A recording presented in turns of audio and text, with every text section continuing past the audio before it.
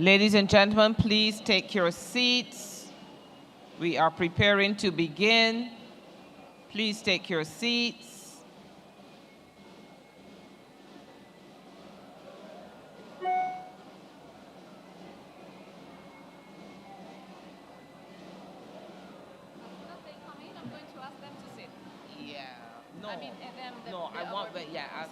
Not even that, because when she arrives, everybody has to stand, and then we play national anthem. So there's no point.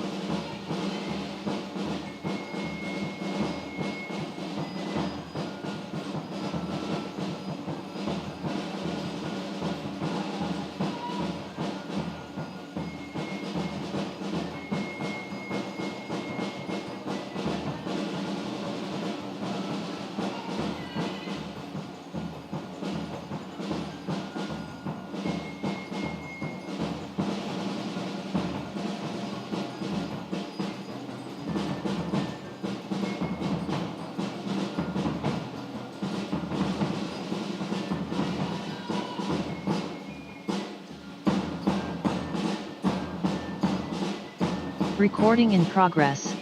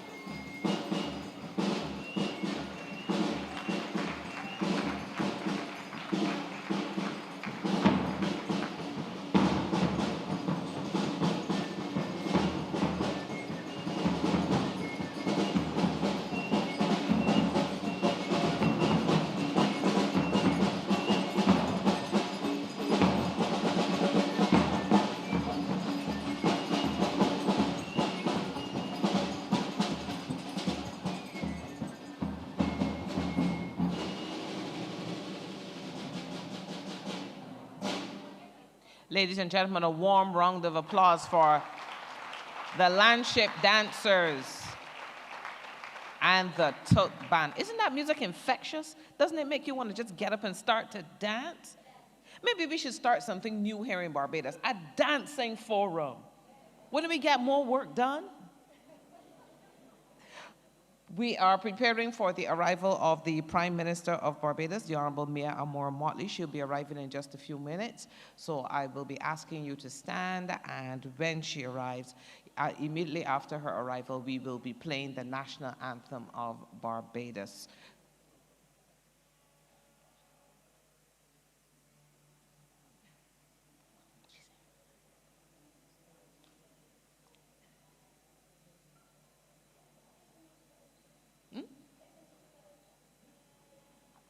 So in the meantime, if you don't know the person next to you, let's start making friends. Reach out, say hello, shake their hands, introduce yourselves. I'm already seeing hugs, so I know we're on the right path.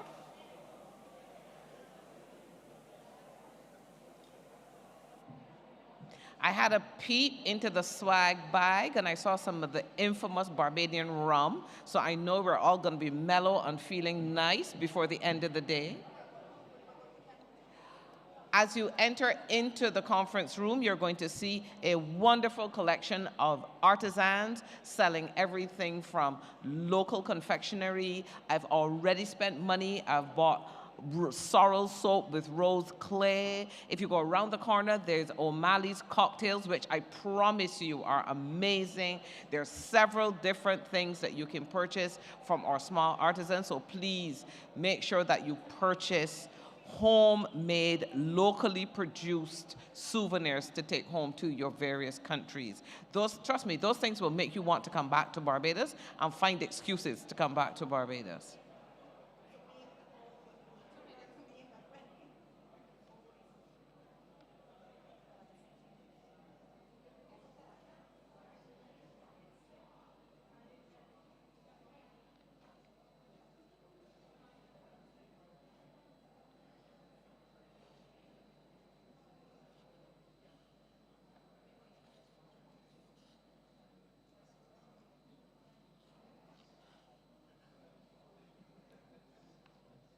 This evening, after the formalities here at Wyndham Grand Barbados, we will then be going over to the Crane Hotel, which is a little further up the road, for a wonderful evening of cultural entertainment, great food and beverages. I promise you, ladies, make sure you have on your flats. I can tell you no differently.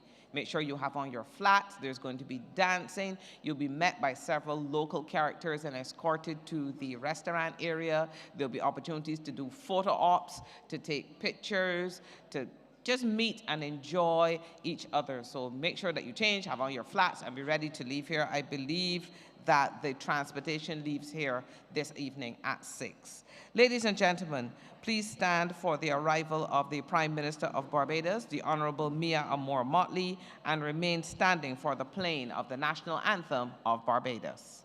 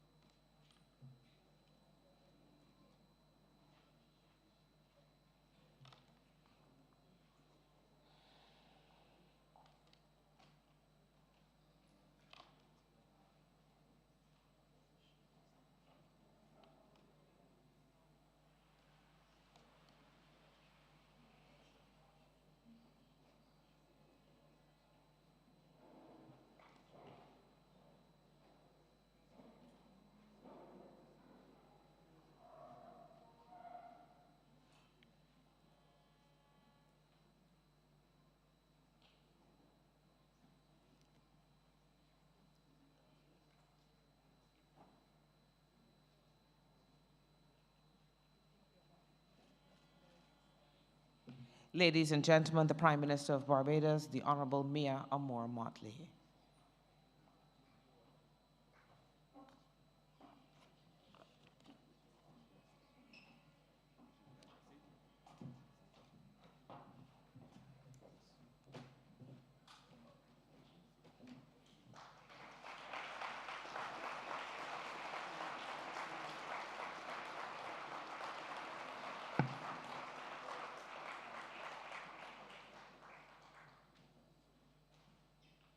Please be seated.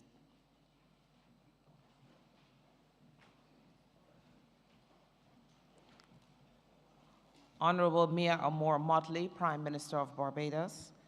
Mr. Akeem Steiner, Administrator, the United Nations Development Program. Mr. Jose Manuel Salazar Chirinax, Executive Secretary, the Economic Commission for Latin America and the Caribbean. Ms. Michelle Mouchette, Regional Director for Latin America and the Caribbean, United Nations Development Program, senior ministers and ministers of the Cabinet of Barbados, other ministers of the region, members of Parliament, heads of delegations, members of the Diplomatic Corps, representatives of international and regional organizations, members of the private sector, representatives of non-governmental organizations, members of the media, distinguished ladies and gentlemen, good morning.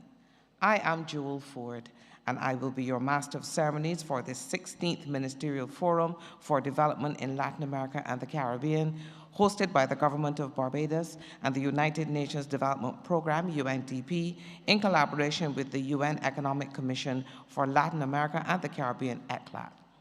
It is my honor and pleasure to welcome you on their behalf to Barbados and to this morning's opening ceremony. We are delighted to have delegations from so many countries across the region, from the tropical islands to the Andes, from the desert to the Amazon, and everywhere in between. This region is truly rich in its diversity, and we hope that over the next 2 days, our delegates will draw on this diversity to achieve the goal of building social resilience. We also extend a warm welcome to our specially invited guests from across civil society and the private sector, as well as academia, multilateral organizations, and development partners. Collaboration among all these stakeholders is essential for building robust social policies. I now invite to the stage our moderator for the opening ceremony, Ms. Limia El-Taib, UNDP resident representative for Barbados and the Eastern Caribbean. Limia's experience spans 27 years and 5 continents, with work on urban planning, local administration and services, human rights, climate justice, social justice, inclusion, and partnerships. Under her leadership, the UNDP is undertaking key initiatives in climate resilience, disaster recovery, blue and green economy, and digital transformation, governance reform, and innovation across the 10 countries that UNDP serves in the Eastern Caribbean. Over to you, Limia.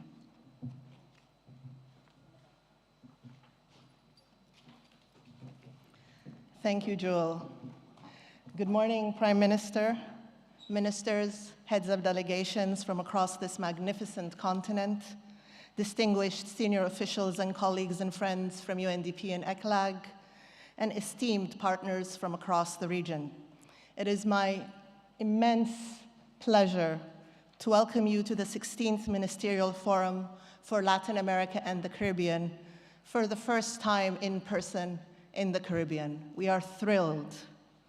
As we embark on 2 days of innovative and insightful discussions, we hope that we will be looking at resilience in action through social policies. We gather not only as representatives of our countries and organizations, but as advocates for humanity and social change. Since 2007, this ministerial forum has served as a vital space for collaboration, for dialogue, and for knowledge sharing. As we face dynamic socioeconomic shifts and geopolitical transitions, this forum aims to reinforce the region's commitment to protecting people and planet. In the words of Nelson Mandela, and I quote, "Overcoming poverty is not a task of charity, it is an act of justice.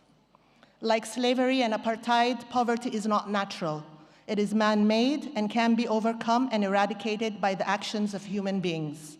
Sometimes it falls on a generation to be great. We can be that great generation, end quote.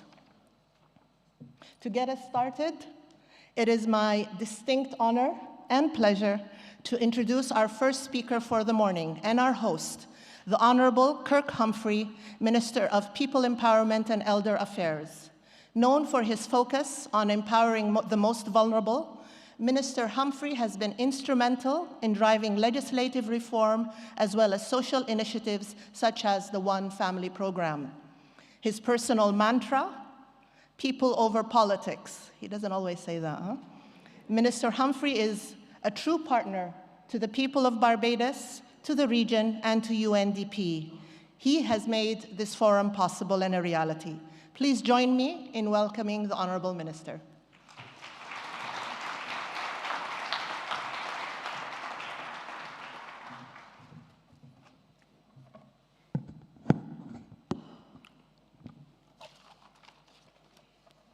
A very special good morning to all of you. Honorable Prime Minister of Barbados, the Honorable Mia Amour Motley, Mr. Akeem Steiner, the Administrator of the United Nations Development Program, Mr. Jose Manuel Salazar, the Executive Secretary of ECLAC, Ms. Michelle Mouchette, the Regional Director for Latin America and the Caribbean, senior ministers and ministers of the Cabinet, other ministers of the region, members of Parliament, heads of delegations, members of the Diplomatic Corps, representatives of international and regional organizations, members of the private sector, NGOs, members of the media, distinguished ladies and gentlemen, all. A very special good morning to all of you. I want to welcome you, many of you, Simon and Limia and the entire team at UNDP. Limia, you've been a rock star, really. Thank you so much for the support. I want to thank all of you who dared to come to Barbados. If this is your first time, I invite you to come again. The conference ends on Friday. I invite you to stay on for the weekend for as long as you can, to get an opportunity to see what Barbados has to offer, to see what the Caribbean has to offer.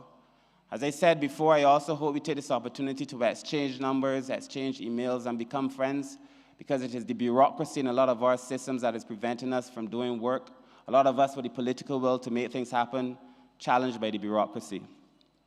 So quiero darles oficialmente la bienvenida a todos a la hermosa isla de Barbados. Welcome to Barbados. May God bless all of you. Thank you very much.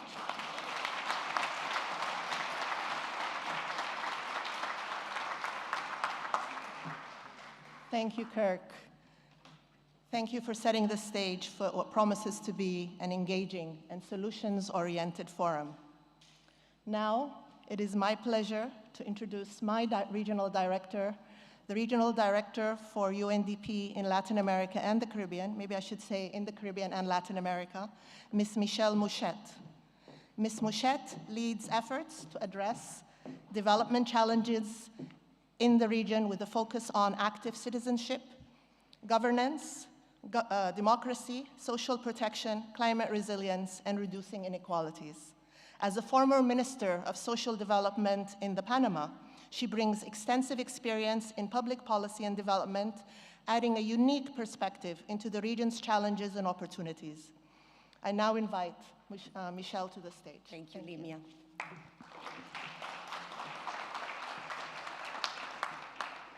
Her Excellency, Honorable Mia Amour Motley, Prime Minister of Barbados, Honorable Kirk Humphrey, Minister of People, Empowerment and Elder Affairs, and the great champion behind this forum, Akeem Steiner, Administrator of the United Nations Development Program, a privilege to have you with us here today, Querido Jose Manuel Salazar Sirinchas, Executive Secretary of the Economic Commission for Latin America and the Caribbean, ECLAC, and co-organizer of this forum alongside UNDP, Simon Springett, United Nations Resident Coordinator in Barbados, Limia El Tayeb, our resident representative for UNDP to Barbados and the Eastern Caribbean, members of Cabinet of Barbados, ministers from the region, delegates, development partners, colleagues, dear friends. I would like to start by reiterating our many times expressed gratitude to Barbados, represented here at its highest level in the figure of the Prime Minister and the members of the Cabinet for hosting this 16th Ministerial Forum for Development in Latin America and the Caribbean, and the first in person in the Caribbean. I would like to commend your leadership, Minister Humphrey, and the great collaboration with UNDP and ECLAC teams in making this possible, and all the hard work that is behind this. But as you mentioned yesterday, we enjoyed so much the process to the point that it didn't feel like work. I would like to extend my deepest appreciation to the 27 countries represented in this meeting, and a record number of Caribbean countries and ministers participating from this forum. This happening in times in which attained progress in Latin America and the Caribbean is under enormous pressure. In recent decades, Latin America and the Caribbean achieved great progress in terms of social development, democratic consolidation that are today at risk. Poverty, which once enveloped half of the population of our region, was reduced to the 25%, using the 6.8 line. Child mortality was cut in half, dropping from over 33 per 1,000 live births to 16 per 1,000 births. And the number of children out of school was significantly reduced from 1 in 4 to 1 in 10. And as people's lives improved, the country's economies grew, turning LAC into a middle-income region with all the caveats already mentioned by Minister Humphrey. During that same period, the region also underwent a process of democratic consolidation, becoming the third most democratic region in the world, after Europe and North America. Paul Sutton, which many of the Caribbean ministers may know, has argued at some points in his work that the Caribbean could be seen the most democratic region in the world, something to expand and discuss, but something that has been said. And with various specific exceptions, most changes in government in our region occur through free and fair elections and in peaceful and institutional context. From 2015 to the present, of the 35 elections that took place in the region, only 9 maintained the ruling coalition, reflecting an overall trend of transfer of power after alternation in democratic context. Democracies in the region also made progress towards human rights, expanding participation and representation mechanisms, and strengthened institutions responsible for organizing electoral process, with the number of women in the political arena nearly tripled. But all this development in terms of human development, economic, and democratic gains start to stall, and in some cases regress, even before the onset of the COVID-19 pandemic. Today, the Human Development Index for Latin America and the Caribbean remains below pre-pandemic levels. Jose Manuel and ECLAC has been insisting on the fact that we are already living on a second lost decade in terms of economic growth. And the impact of disruptive technologies, the increase in political polarization, the institutions' failure to meet and deliver on the citizens' demand are generating a democratic backslide in Latin America and the Caribbean. And in a world more interconnected than ever, and entering deeper into the era of the Anthropocene, new risks are emerging that are more intense, more compounded, more severe, affecting and impacting social, economic, political, and environmental dimensions of development, and putting enormous pressure on decision makers. So I would like to acknowledge and express my deepest appreciation for your presence here today in the middle of these challenging times, and to have prioritized this event on your busy and complex agendas, to spend some time on reimagining our future in Latin America and the Caribbean, and identifying what are those policies and transformations in terms of institutions and processes that we need to advance to get back on track to achieve a more sustainable and resilient development. And we need to interrogate ourselves Why that spike in pressure in Latin America and the Caribbean?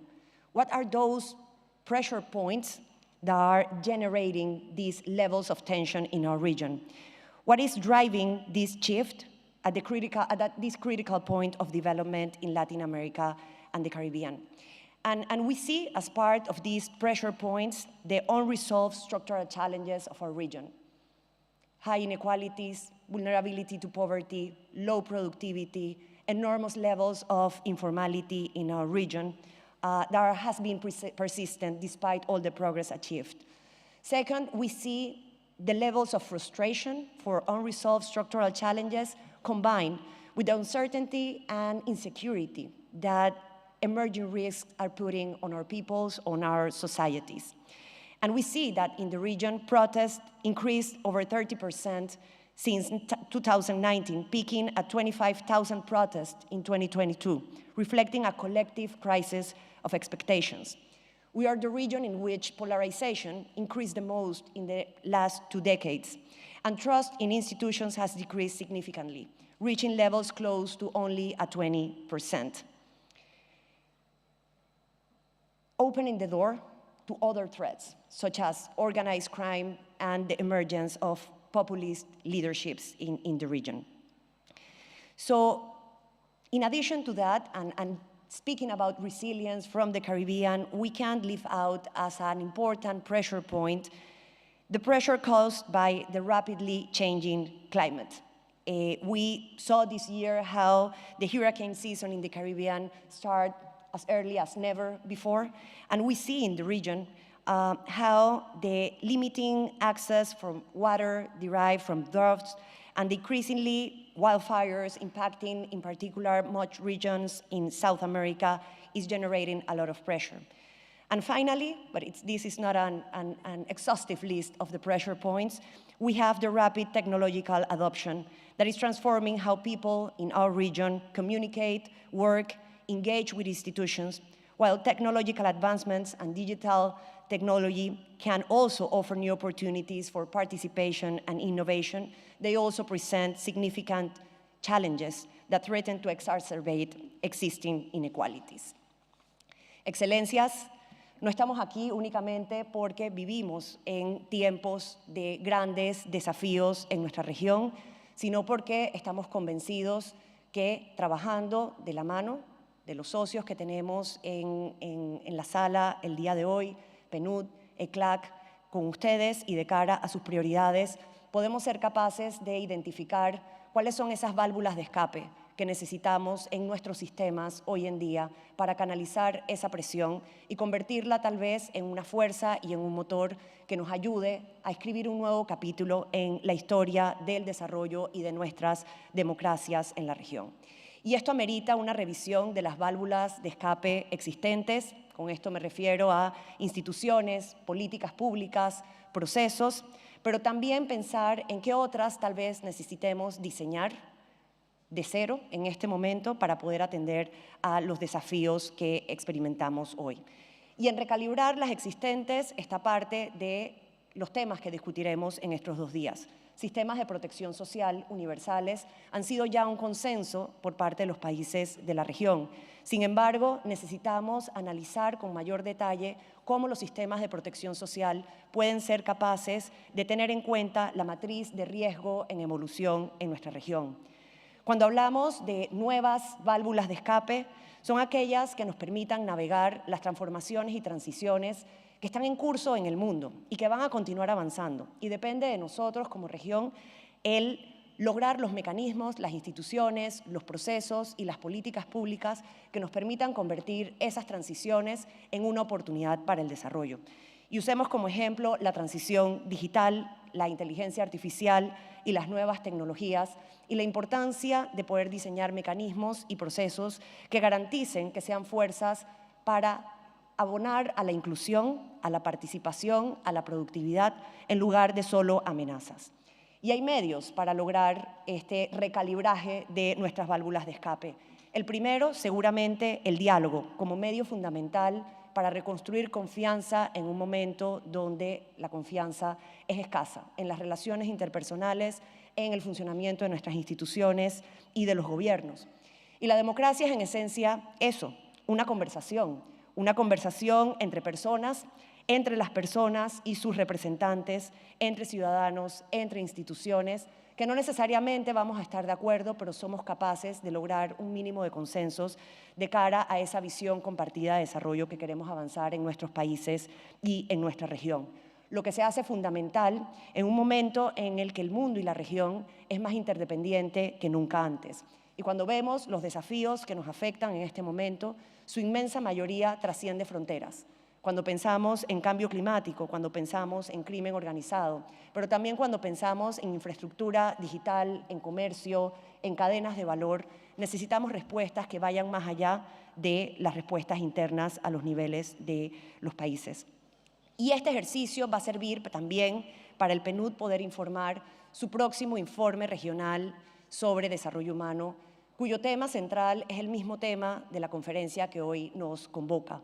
Es cómo somos capaces de construir mecanismos que nos permitan avanzar un desarrollo humano que sea resiliente ante los shocks emergentes que estamos experimentando en la región. Y de cierta manera, estos niveles de presión que estamos experimentando pueden ser vistos también como un privilegio, como el privilegio de un resultado de años de progreso, de décadas de progreso. Que nuestras democracias estén bajo presión en este momento parte de la premisa de que vivimos en una región con vocación democrática. Y realmente eso es un privilegio cuando lo comparamos con fenómenos que están sucediendo en otras partes de nuestro mundo.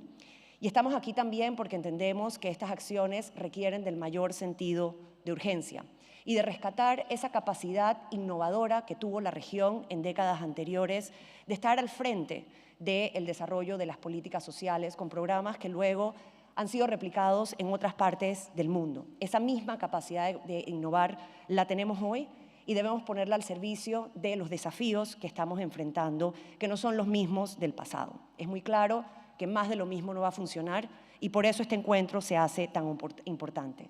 Este foro, y quiero invitarlos a que lo veamos como una oportunidad para conectar, para construir relaciones, como decía el ministro Humphrey, que nos permitan ser mucho más fuertes en nuestros procesos y sentirnos acompañados en el camino de buscar soluciones a los desafíos de nuestra región, pero también un espacio para reimaginar ese futuro inmediato del desarrollo en América Latina y el Caribe. De alguna manera, el futuro del desarrollo de nuestra región está en las manos de nosotros, de esta generación, y en buena parte de quienes se encuentran en esta sala, como les compartía en el y para eso cuentan con todas las capacidades and we rely on the capacities of all of you, decades of experience,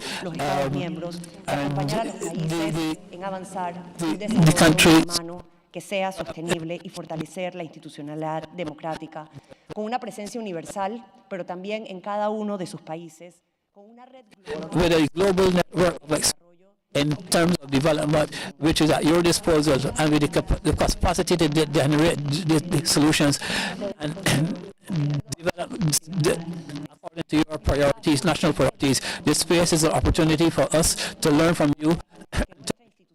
Nuestras instituciones, trabajando de la mano con nuestros socios, estén a la altura de los desafíos de hoy y que puedan acompañarlos a ustedes de una mejor manera.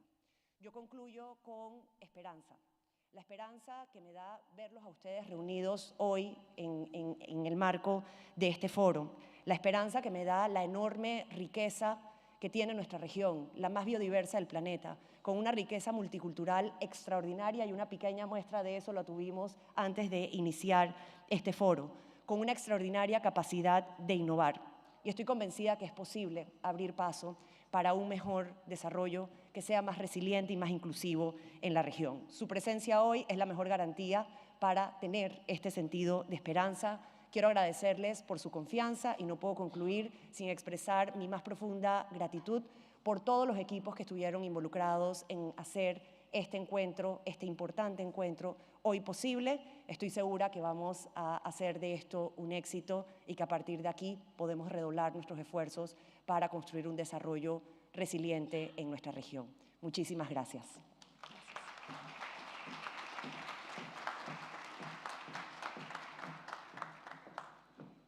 Thank you, Michelle, for these insightful thoughts and provocative thoughts as well.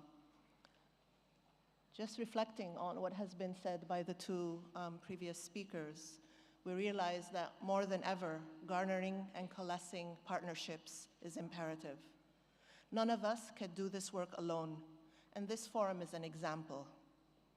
The collaboration between UNDP and ECLAC to provide this space and maintain this space for policy dialogue showcases what can happen when we all work collectively and cross the bridges, as Minister Humphrey said.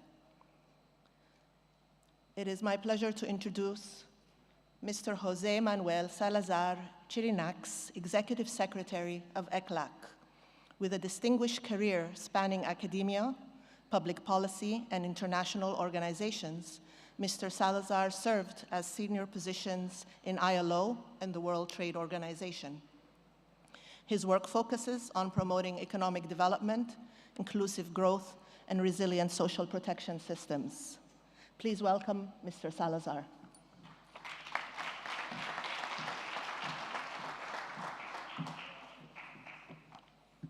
Good morning, Her Excellency Ms. Mia Mottley, Prime Minister of Barbados, dear Mr. Kirk Humphrey, Minister of People Empowerment and Elder Affairs of Barbados, dear Michelle Mouchette, Regional Director for Latin America and the Caribbean of the United Nations Development Program,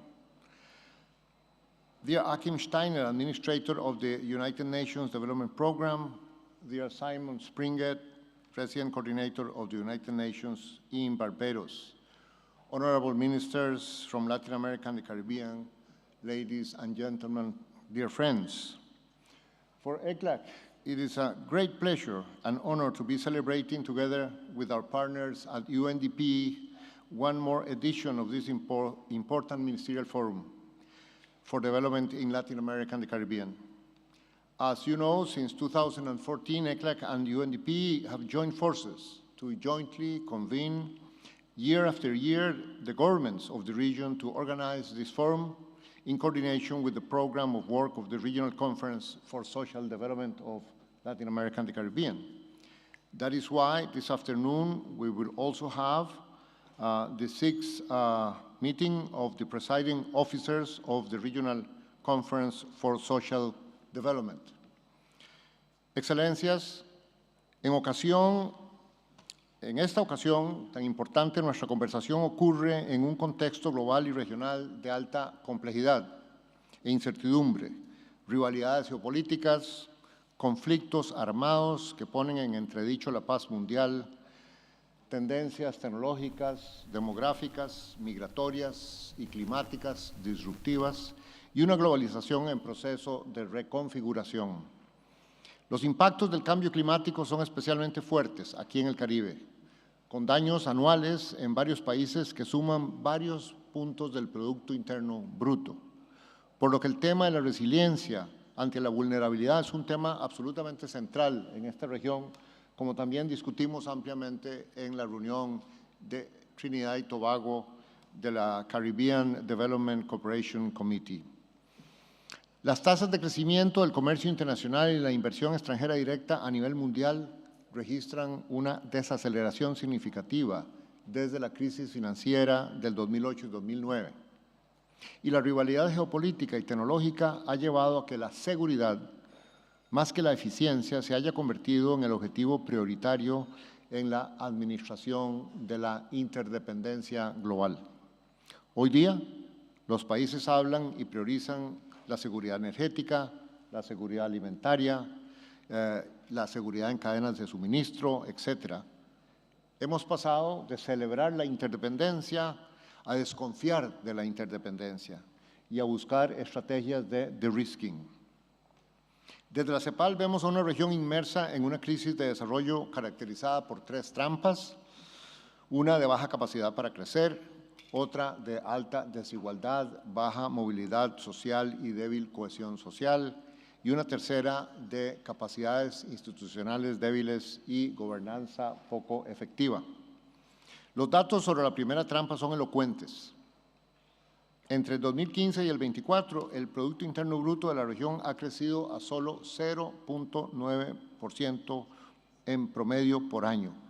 Esto es menos que el 2% al que la región creció en la famosa década perdida de los 80s. Y por lo tanto, el Producto Interno Bruto per cápita promedio de la región en el mismo periodo ha crecido a solo 0.1%, es decir, prácticamente no ha crecido. La trampa de baja capacidad para crecer es muy preocupante, porque son con tasas de crecimiento de entre el 1 y el 2%, no en años excepcionales, sino como promedio de una década, es muy difícil reducir pobreza e informalidad, crear empleos de calidad y generar ingresos fiscales para financiar necesidades de inversión pública y de gasto social. Durante nuestro reciente 40º periodo de sesiones a principios del mes de octubre, presentamos el documento titulado América Latina y el Caribe ante las trampas del desarrollo, transformaciones indispensables y cómo gestionarlas, en el que analizamos las 3 trampas e identificamos 11 grandes transformaciones en los modelos de desarrollo de la región para salir de las trampas y cerrar las brechas. Estamos insistiendo también no solo en los qué hacer, sino en los cómo hacerlo. Y esta pregunta sobre los cómo la aterrizamos en 4 temas.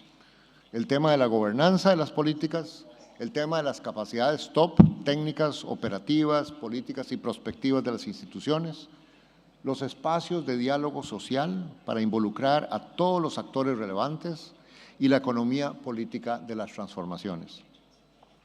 De esta forma, para salir de la trampa de baja capacidad para crecer, estamos insistiendo en la gran importancia de las políticas de desarrollo productivo, que entre otras cosas apuesten a un portafolio de sectores impulsores o dinamizadores, tales como sectores industriales, servicios modernos habilitados por el Internet, la sociedad del cuidado, los sectores del gran impulso hacia la sostenibilidad, como las energías renovables, la electromovilidad, la agricultura sostenible, el turismo sostenible, por supuesto, y otros. Además, estamos recomendando metodologías de gobernanza tales como las iniciativas clúster y otras, temas todos que hemos analizado en detalle en nuestro reciente nuevo reporte emblemático titulado Panorama de las políticas de desarrollo productivo en América Latina y el Caribe. En cuanto a la trampa de alta desigualdad y baja movilidad social y baja cohesión social, que está en el centro de los temas que ocupan a este foro, la vemos como un fenómeno multidimensional, tanto en relación a los factores que la generan y reproducen, como en sus manifestaciones, abarcando no solo los ingresos. Está relacionada también con bajos niveles de movilidad y cohesión social. Y lamentablemente lleva a situaciones de creciente malestar social y elevados niveles de desconfianza interpersonal e institucional. Vemos a esta trampa arraigada en 7 factores que actúan como causas fundamentales.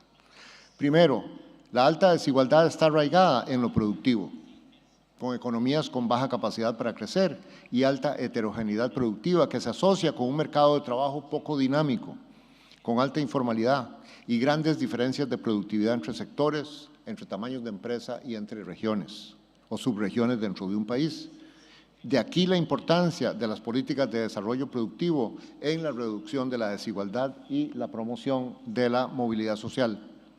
Segundo, la desigualdad está también asociada con sistemas tributarios regresivos, sesgados hacia los impuestos indirectos que limitan significativamente el potencial poder redistributivo de los sistemas tributarios. Tercero, los sistemas de protección social son un ámbito fundamental para reducir la desigualdad, aumentar la movilidad social, la cohesión social y la resiliencia.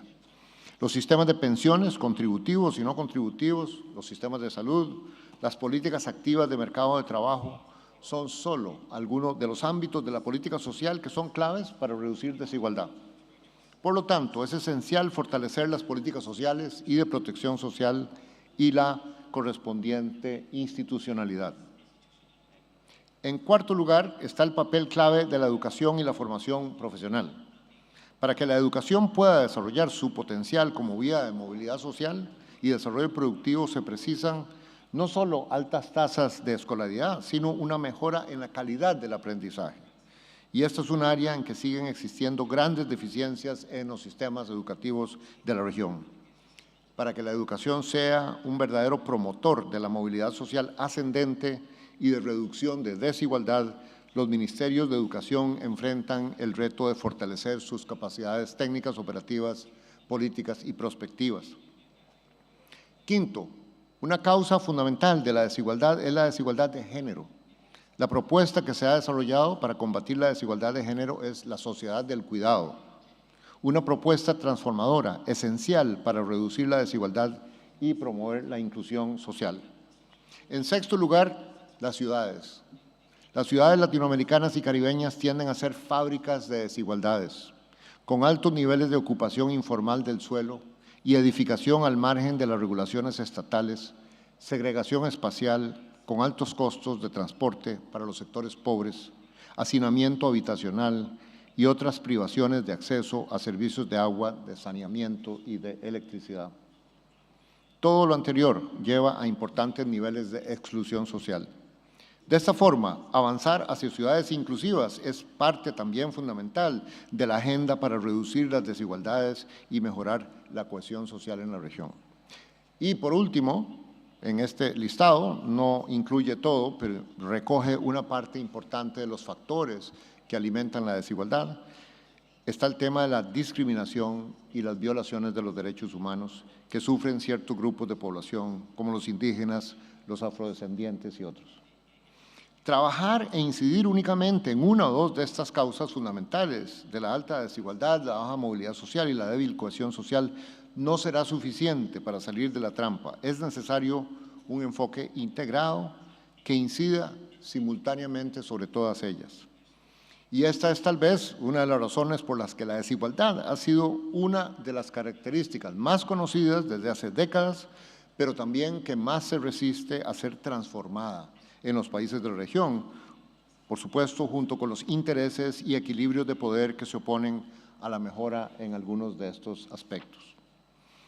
A las trampas de bajo crecimiento y elevada desigualdad se suma la de débiles capacidades institucionales y gobernanza poco efectiva, que complican la definición, implementación y articulación de acciones transformadoras que cuenten con una amplia legitimidad social y política. Estos temas están muy relacionados con las prioridades recién abordadas en la Cumbre del Futuro de las Naciones Unidas que tuvo lugar hace algunas semanas en Nueva York. En efecto, las acciones priorizadas en la Declaración sobre las generaciones futuras, por ejemplo, allí los países acordaron como parte de la Acción 6 invertir en las personas para acabar con la pobreza y reforzar la confianza y la cohesión social. El llamado de la CEPAL es a crear un nuevo consenso regional en torno a los desafíos del desarrollo y cómo enfrentarlos. Para ello, en cada país se requieren visiones y estrategias de mediano y largo plazo con la participación genuina de todos los actores de la sociedad y un Estado e instituciones competentes con capacidades para orientar, convocar y ofrecer servicios de calidad. Ante ese desafío, la temática principal de este foro, la idea de una resiliencia en acción, con políticas sociales para navegar la incertidumbre, nos da una gran oportunidad para discutir a fondo el reforzamiento de las capacidades institucionales en el área social, así como el aporte transformador de las políticas sociales para simultáneamente generar y cerrar brechas de bienestar, contribuir a la capacidad de respuesta social e institucional, a una estructura de riesgos en rápida reconfiguración. En la cuarta reunión de la Conferencia Regional sobre Desarrollo Social en el 2021, esta temática también fue el centro de las deliberaciones y ahí también se desarrolló un foco en la realidad del Caribe bajo el generoso auspicio de Antigua y Barbuda. En aquel momento subrayamos la importancia de articular las políticas de protección social con las de gestión de riesgos de desastre, con foco en la prevención y desarrollar y fortalecer una doble resiliencia a nivel de las personas y a nivel de las instituciones, en especial en el caso de la protección social, para que ésta sea universal, integral, sostenible y resiliente. A pocas semanas luego de la Cumbre y Declaración del Futuro, debemos relevar la importancia de adoptar una perspectiva de futuro con foco en las próximas generaciones. Esta mirada también debe hacerse cargo de los desafíos pendientes después de casi 30 años transcurridos desde la Conferencia de Copenhague y rumbo a la segunda Cumbre Mundial sobre Desarrollo Social. No en vano, la Declaración del Futuro llama explícitamente a que los resultados de la Segunda Cumbre Mundial sobre Desarrollo Social que se celebrará en 2025 sean ambiciosos. En la CEPAL queremos responder a este llamado y por ello la 6ª reunión de mesa directiva de nuestra Conferencia de Desarrollo Social para América Latina y el Caribe, que se va a realizar esta tarde, invitará a los países a identificar prioridades, desafíos y mensajes para que la voz de nuestra región ocupe un lugar que la represente en las discusiones que ya se iniciaron de camino hacia la Cumbre Social Mundial del año entrante. Esperamos que las discusiones que sostendremos en estos días sean un eslabón importante en ese proceso.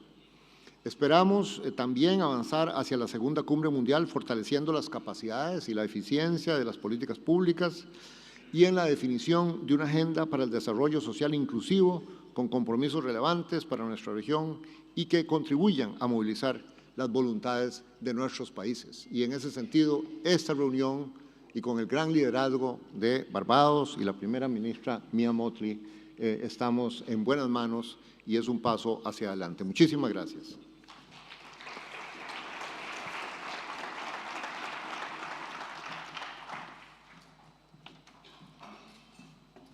Thank you, Mr. Salazar.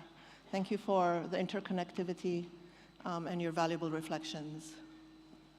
I now have the honor of introducing the Administrator of the United Nations Development Program, Mr. Akim Steiner, who will draw on his extensive experience and offer a global perspective. Mr. Steiner has been the Administrator of UNDP since 2017 and has decades of leadership experience in international organizations, including serving as the Executive Director of UNEP, the United Nations Environment Program. He is a global advocate for innovation and sustainable development, for the SDGs, for climate action, for poverty eradication. His leadership at UNDP focused on supporting countries in addressing these global challenges, including financing for development. Please welcome the UNDP Administrator, Akim Steiner.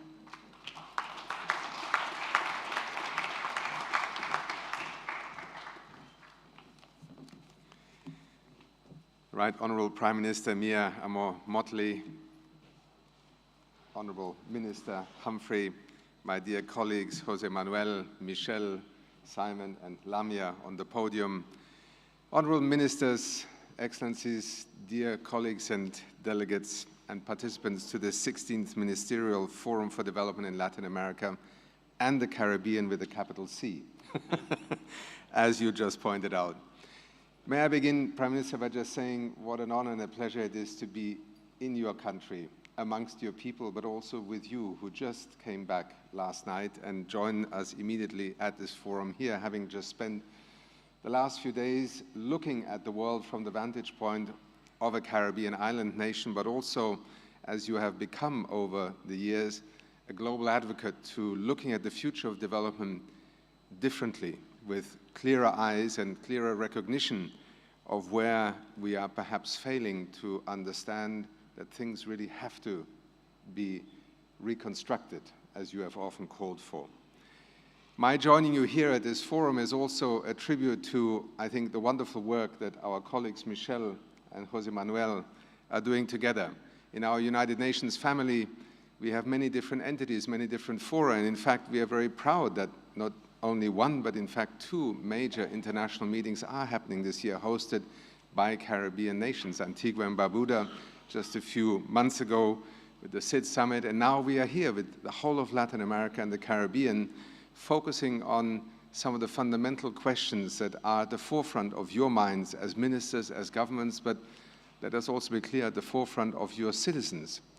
And I love the title that you have, Minister, People Empowerment and Elders Affairs. I'm just called administrator. I wish I could invoke the kind of aspiration and ambition that is embodied also in the title of a ministerial portfolio. I also stand here before you as somebody who deeply believes in multilateralism. And as I shared with ministers at our breakfast this morning, being a not only convinced multilateralist, but also a leader within the United Nations system at this moment in time, sometimes makes not for easy getting up in the mornings. These are tough times. But actually, they're also extremely important times. And I'm very proud and very humbled to be here with you, because amongst you are many of the leaders in your countries who are facing precisely the kinds of challenges, contradictions, setbacks, frustrations that are driving the political arena in each of your countries and indeed across the world at the moment. This is an era that is an era of disruption. We are seeing a world that is returning to conflict and competition and wars, with more people displaced, more refugees, more suffering than we have seen for decades. We are not at a glorious moment of sustainable development advancements.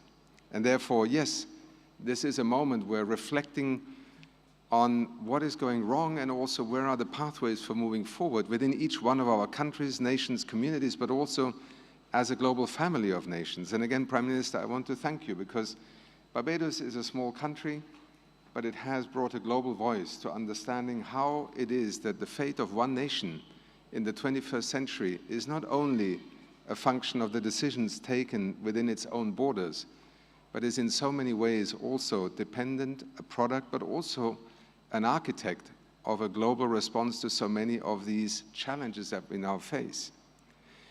I want to just dwell for a couple of moments on the theme and the term resilience that has been at the center of the discussions leading up also to the Bridgetown declaration that will come out of this meeting.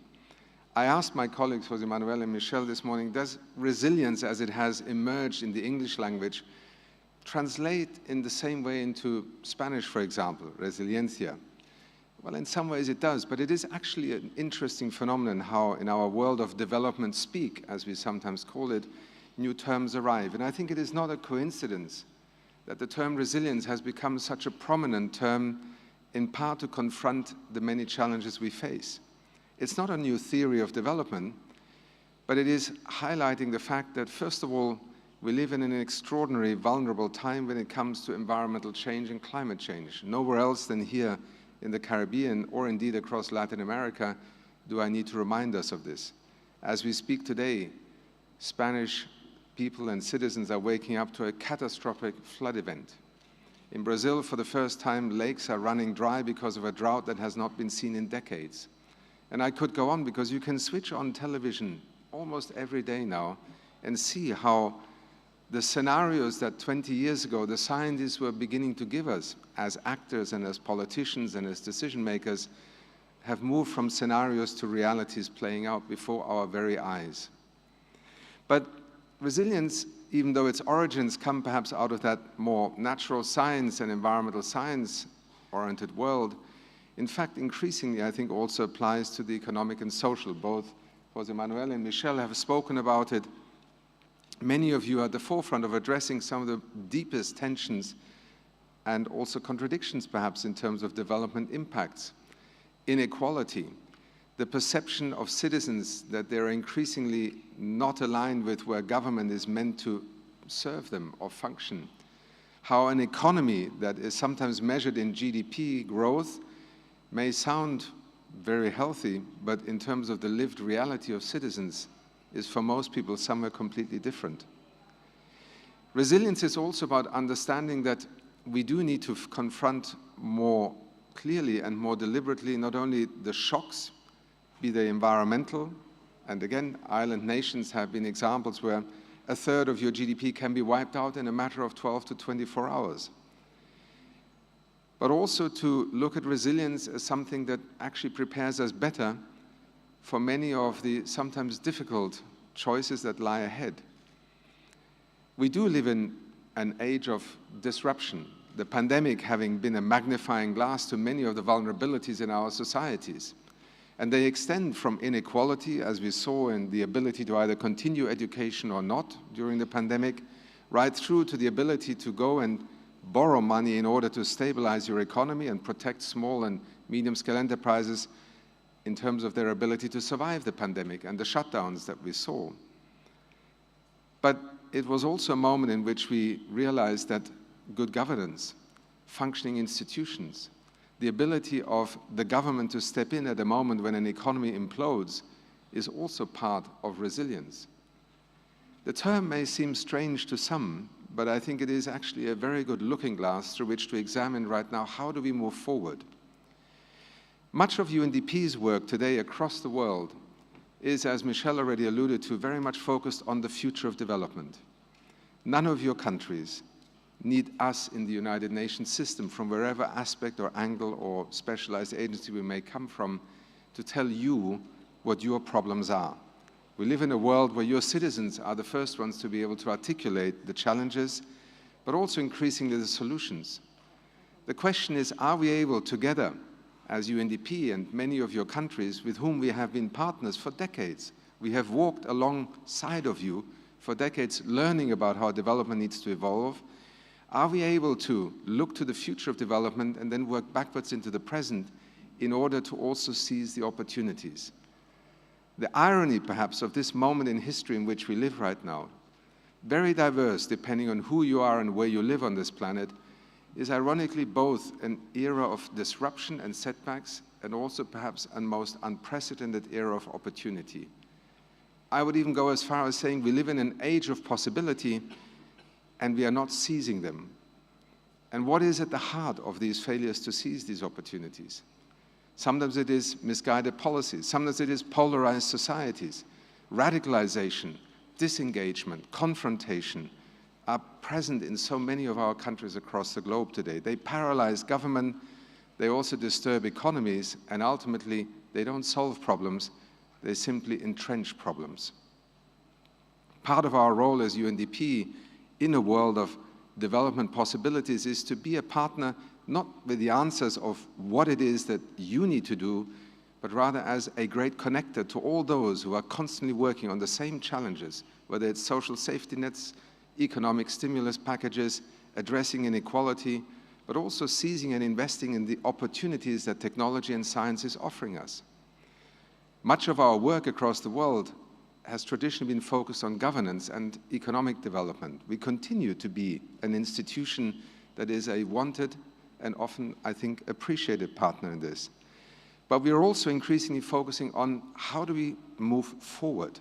How does a country that is not maybe a home to many of the financial institutions and therefore the capital markets, nevertheless shape its own destiny by being smarter about how it is able to leverage the possibilities of this moment? Again, Prime Minister, I want to pay a tribute to you because you have taken on a battle that many would have said, wow, where does the courage come from? Reforming the international financial architecture. I mean, it is not exactly the subject that you would have woken up in your younger years and declared the top of the agenda, and yet you arrived precisely at the conclusion that unless we tackle our international financial system and begin to address some of its irrationalities, namely that we are in an age where there is more money than ever before in human history in our financial systems. In fact, our money, your savings, your pensions. It is a strange phenomenon that we somehow have ended up in a situation where our financial institutions have, in a sense, become the owners of the very wealth that belongs to each one of our citizens. We are transacting in a third degree of abstraction that allows a world to be full of funds and those who are holding them saying we can't invest them, and yet the world that urgently needs finance in order to solve problems that are existential, not only to their own citizens, but actually to the future of humanity, are not able to access finance. To be working in UNDP at this moment in time is not only to be a strong partner to each of your countries, it is also to connect the dots, both in terms of the frontiers of innovation, but also in terms of tackling some of the contradictions in our international system. We are in the 21st century bound by destiny and possibility to realize that we have to work together as an international community. Sustainable development in our era is premised and essentially prejudiced if actions are not taken, often by those who are outside our national jurisdictions. Being able to put a spotlight on this, to understand that, for instance, the advent of new technologies, as we just saw at the Summit of the Future of the United Nations and the new Digital Global Compact, is as much about how the international community sets boundaries, but also ensures that this is not a technology that will privilege a few and leave most of the world behind. It is also about trying to understand how digital public infrastructure is a core responsibility of every state and government. This is one of the lessons of development that we in UNDP are currently learning with many of you to embrace and to quickly find a way in which to ensure that particularly least developed countries, smaller economies, are not left behind in what is a transformative moment, again, in the history of humanity and development. Digital and the advent of artificial intelligence will change everything in the way we think we can do things, or in the way it may leave so many behind and therefore decoupled from a global economy that is advancing at a very different pace. I end, Excellencies, ladies and gentlemen, by thanking you once again for finding a moment in your very busy lives to come together for this 16th Ministerial Forum. As both Michel and also Jose Manuel and Minister Humphrey said, this is not a negotiating forum. Amongst you, there are many different governments, policies, development pathways. But to have Latin America and the Caribbean hosted in the Caribbean, exchange, and also to think forward together, because whether you are a national government, a regional community, or part of a global family, we live in an age where much of what will happen in one country does require us to find common ground and shared interests on which to build those pathways out of crisis. Our responsibility as this generation at this moment in time, however harsh the headwinds may be, is in fact not to lose sight of the fact that we do live in an age of possibility, and the choices that we make will in fact determine so many opportunities that those who follow us, be they our children, our grandchildren, will actually benefit from. In that spirit, it is my privilege to join you here and over the next 2 days to listen to you and to carry with me, together with our teams in the UN family, the insights, but also the courageous directions that are emerging from within your region. And there are so many examples I could speak to right now. Thank you so much.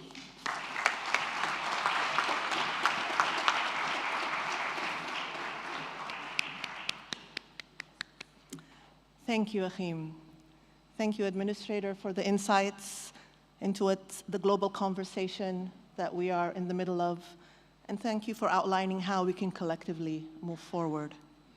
It is now my distinct privilege and honor to introduce the Honorable Mia Amor Motley. I love the Amor and the love that she shares not only with her continent, the sub-region and the region, but with the world. The Prime Minister of Barbados, with a prominent political career spanning over 30 years, since first taking office as Prime Minister in 2018. The Honorable Mia Motley has distinguished herself on the global stage as a strident advocate for vulnerable and developing states, particularly on climate justice, on inequalities, on fighting poverty, on access to finance, and on restructuring the international financial institutions and architecture. Among her many accolades is the UN Champion of the Earth Award, which she received in 2021 for her policy leadership.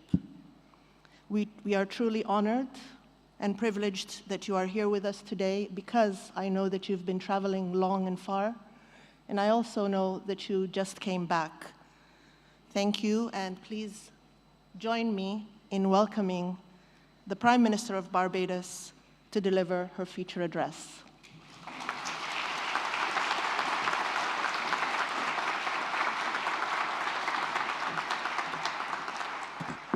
Thank you very much, Limia.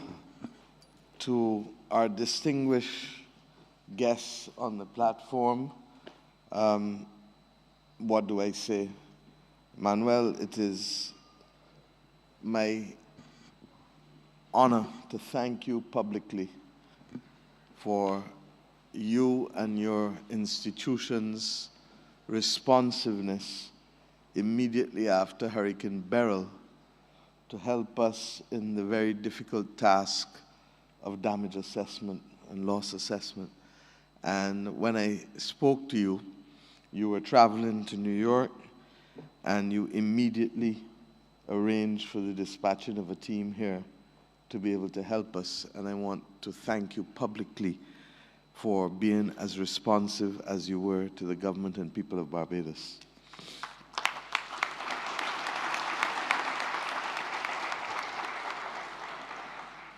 And forgive me if I also single out Akim. I am so happy that you can join us today. I am aware that you are in your closing innings and will soon be departing UNDP in a few months. But it is a signal honor for us to receive you here today. UNDP, perhaps more than any other UN agency, has been that entity that has been in direct connection with the well-being and the ordinary people of this region, not only my country, but in particular from this office in Barbados, the Eastern Caribbean as well. And I'm sure that I can speak on behalf of my other brothers and sisters in CARICOM who have continued to be very grateful for the role that UNDP has played in helping us on this journey. And why? And I thank both Michelle and Simon, who are also here with us. But I ask us to reflect on why.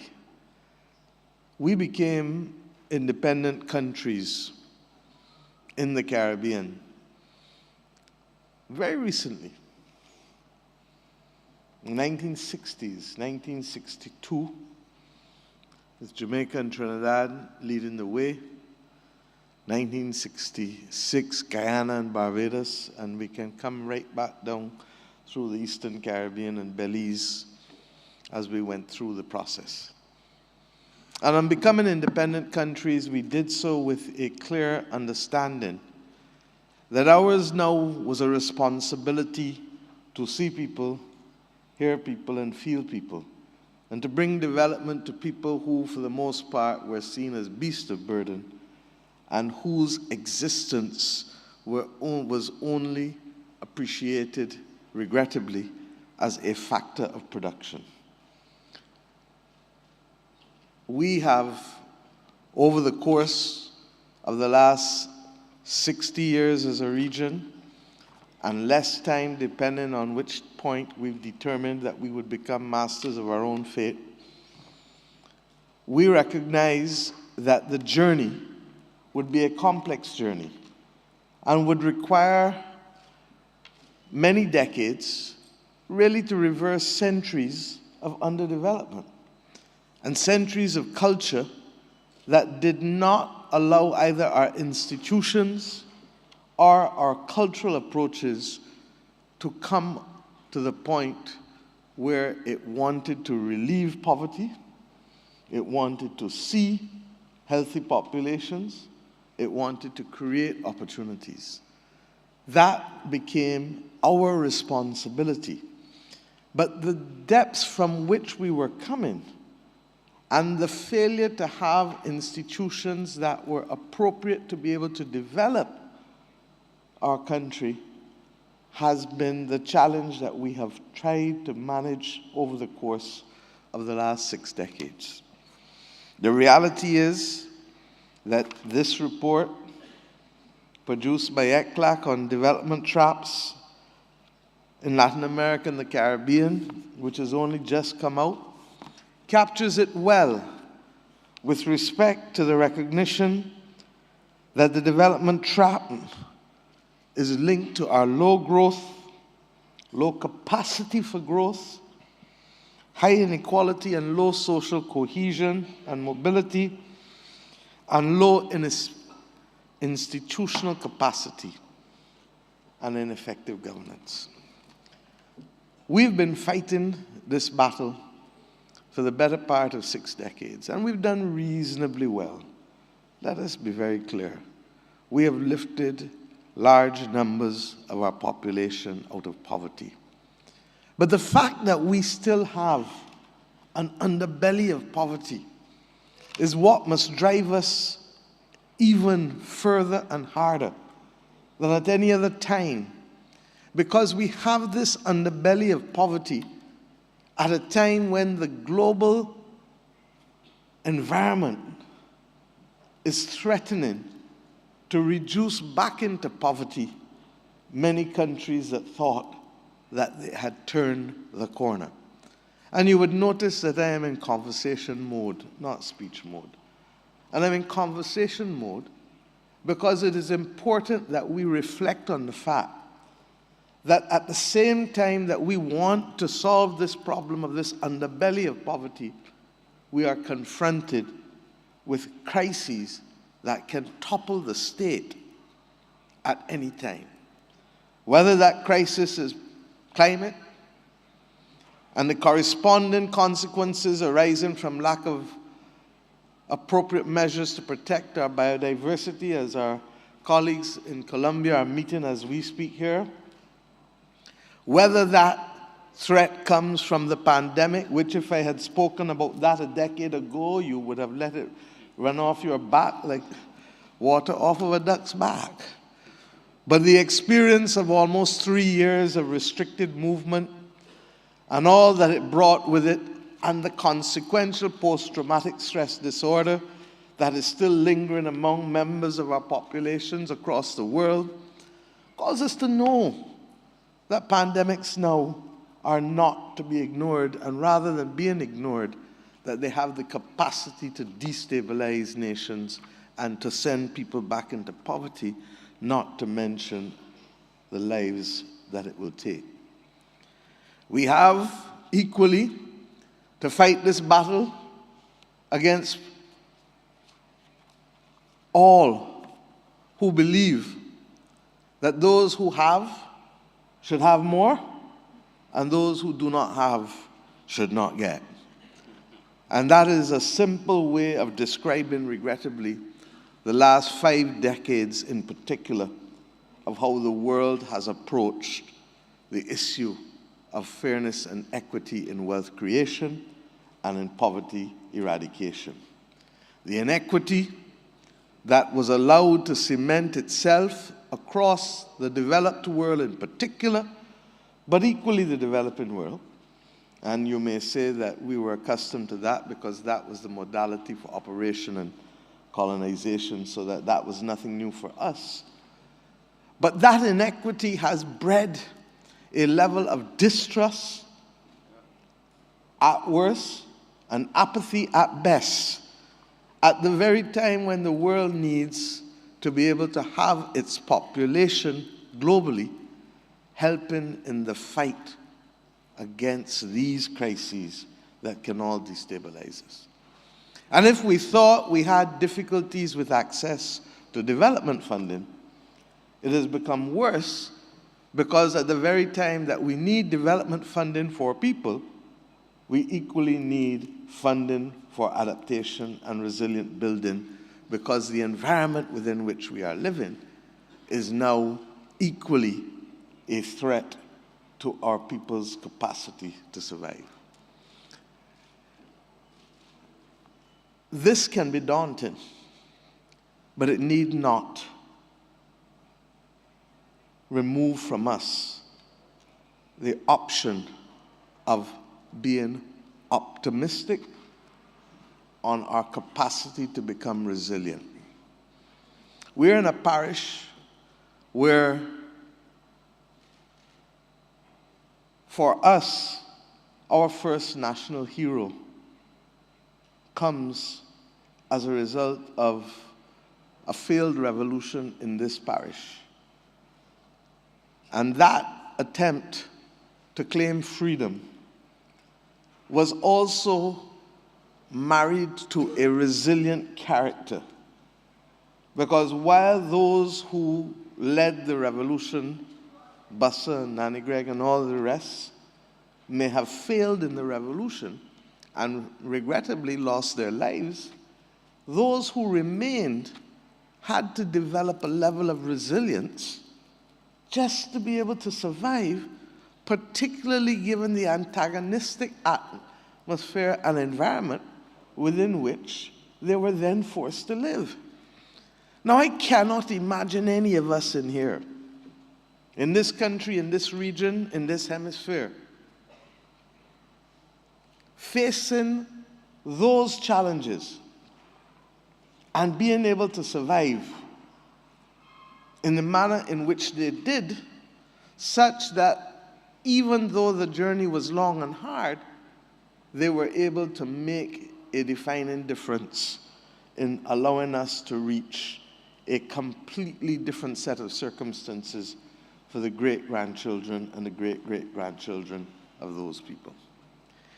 I refer to that simply to give us comfort and confidence that no matter how daunting these challenges seem, I believe that we are equal to the task.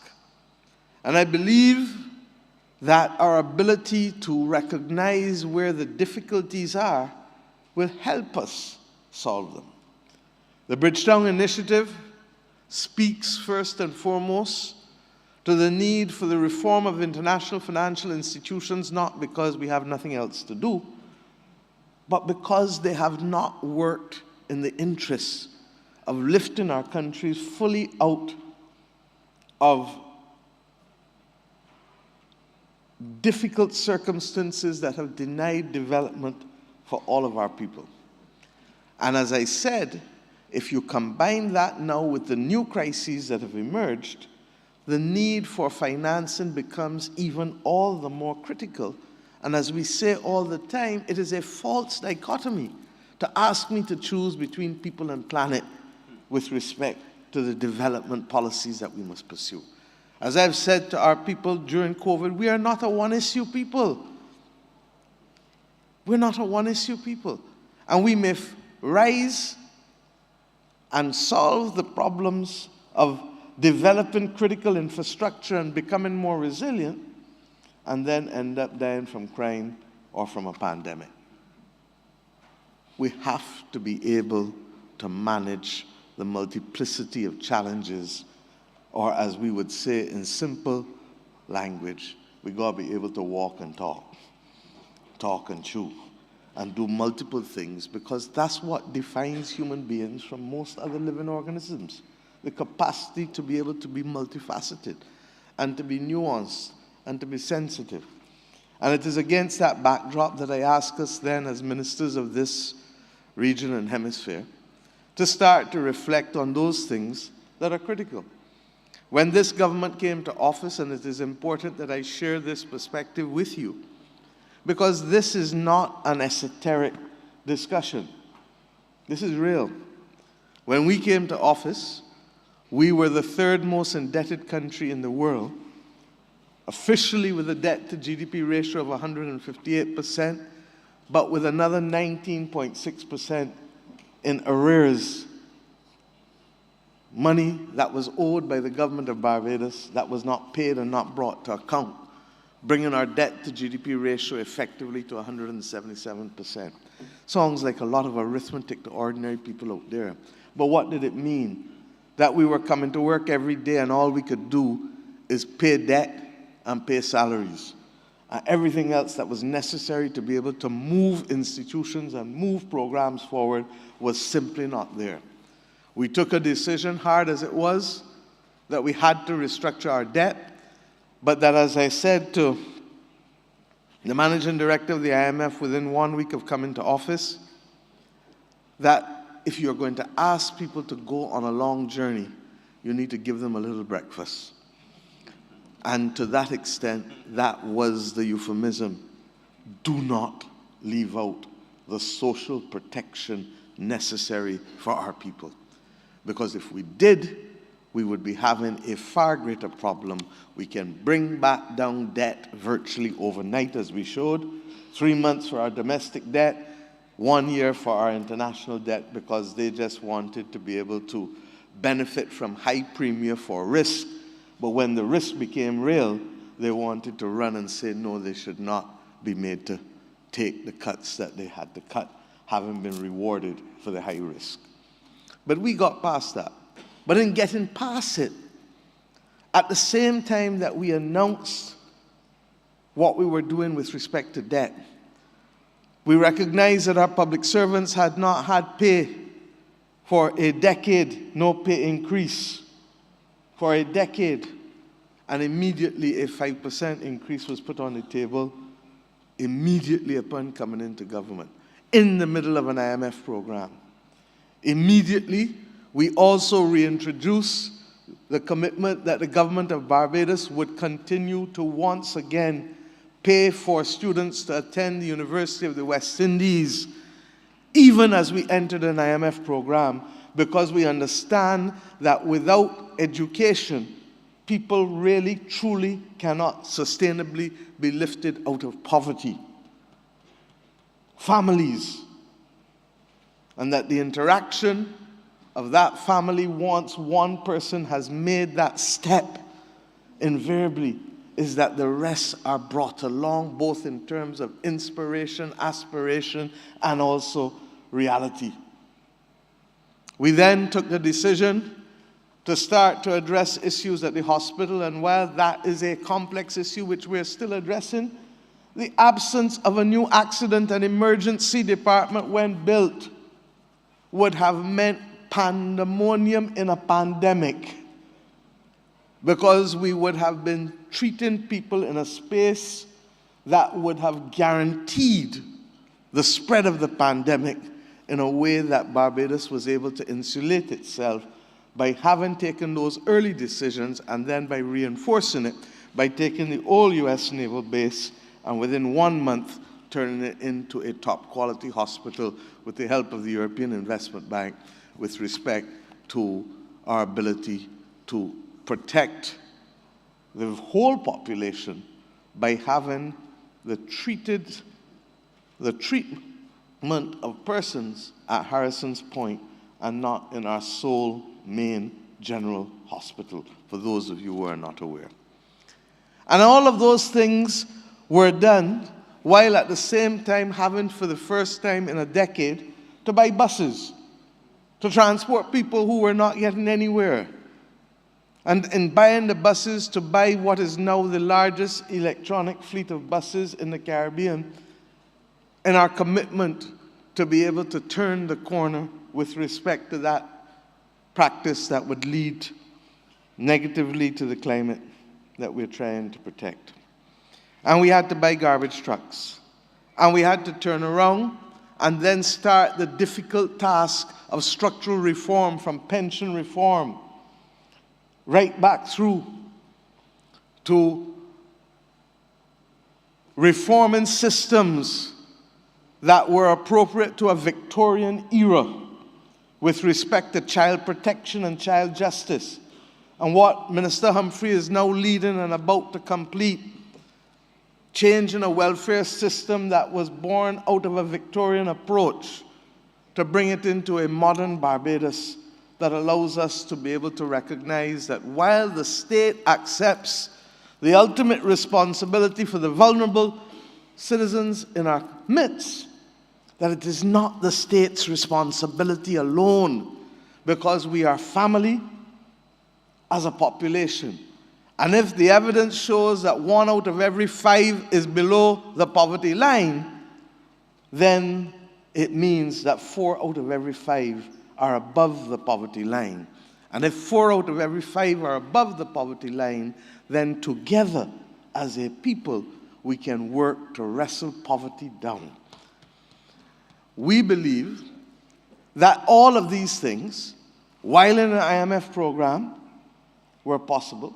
But then in 2019, we went further, and the country tends to sometimes forget these things, because I understand, as someone who has been in public life for more than 3 decades, that people are less interested in what you did yesterday and more interested in what you will do for me tomorrow. But we made a decision to put more disposable income in the hands of everybody working in this country. And we did it recognizing that it was important that people, one, could have the opportunity for developing savings, even though the banks continue, Akim, to treat savings as if it was their own, as you correctly said, by giving its clients 0.01% in interest, and by refusing to recognize that the new modality that they have with extracting fees ends up causing the person to feel as though they're relating to a security guard rather than a financial institution.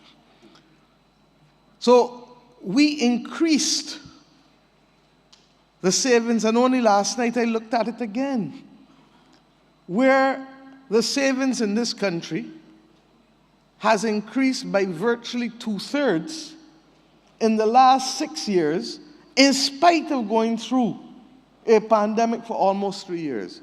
And that could only happen if greater disposable income was being left in people's pockets, so that we increase the reverse tax credit. This document speaks about regressive tax systems. This country introduced a reverse tax credit to ensure that those who pay value-added tax, in spite of the fact that we have a basket of goods that are exempted from it, of food and critical items, that they still pay VAT in other areas and services that they benefit, we give them back a reverse tax credit every year. And when we came to office, it was limited to persons earning, I believe, $18,000 and under, and we increased it to $25,000 and under, and we increased the volume of what they get to. Similarly, we expanded, no one pays taxes earning $25,000 and under, and we introduced a new credit called a compensatory income credit, that so long as the government can afford it, it will give you back every cent that you've paid in income taxes if you earn between $25,000 and $35,000 a year. And we have been able to afford it in spite of the pandemic in 2020, 2021, 2022, 2023, and 2024. And long may that be the case. But we do it that way in order to let people remember that the burden of carrying the adjustment is all of ours. And we know it because we've walked it. In 5 years, this country has had 2 $1 billion adjustments. For those who want context, 2 adjustments of 10% of GDP in a small state in less than 5 years. So that when we say to you that we have done the heavy lifting and that we are asking for longer and more affordable capital, because it is only fair that we allow the children who will go to school in schools that we build to be able to become adults to help us pay back for that debt, rather than asking us to pay back for the debt when they're still in secondary school by giving us a 15-year loan. If you give us a 30 or 40-year or 50-year loan, then we have the capacity to ensure that the productivity that is necessary to lift our people out of poverty can be achieved because we have trained and developed and have the skill in order so to do. But a world that is driven by 10 and 15-year money will not create the space and opportunities for our people to be lifted out of poverty and to move to the next levels of prosperity that we expect them to do. I share these things because this is where the rubber hits the road. And that is why we ask for the reforms, but we don't do so blind to our own deficiencies. We understand the need for institutional capacity building. And that is why the reforms that Minister Humphrey has taken care of with respect to bringing the Welfare and the Child Care Board and all of the social service agencies is critical. In my first meetings, I asked, well, how many social workers do we have really? And when you check, we had almost 350 across the entire government. But because they were located here and there and everywhere, and were working with different objectives in mind, it meant that the results were equally not as effective as they could be. And one of the things we are therefore doing is recognizing that every social worker must be a first responder and then know who to refer matters to in terms of specializations that are required in terms of the delivery of solutions. And that is where we are going, even in the middle of an IMF program. We recognize that separate from institutional capacity, that we also have to deal with the issue of the very vexatious and difficult problem of mental readiness and cultural behavior. And only in the last 2 weeks, as I addressed the country through my own political convention and got the mandate from them that we need to be able to have a sustained program, if we are successful, to ensure that every citizen readies themselves, particularly coming out of the pandemic, for lifting heavy weight together. And what does that mean? That 5 beacons of excellence have been put forward by us, building on the things that we have that we want to keep. In Barbados, we grew up learning about a share pot mentality. In other words, we take care of each other. You got food today, you share with me. You ain't got food tomorrow, I share with you. The whole question of people working and seeing each other in communities, that's still good. But we need to go further, because what we recognize are that there are some things that are holding us back at the individual level. Voices of accountability, we need to be accountable, and we need to take responsibility for what we say and do.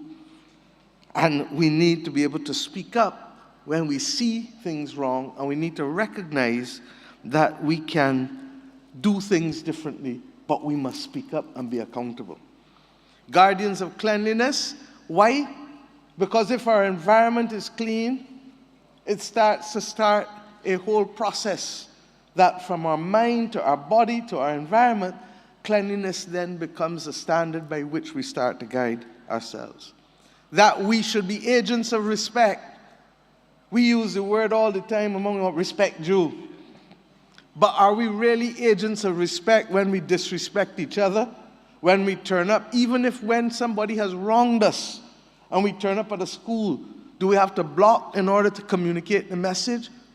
Do we have to treat each other with disrespect, which then leads invariably to conflict?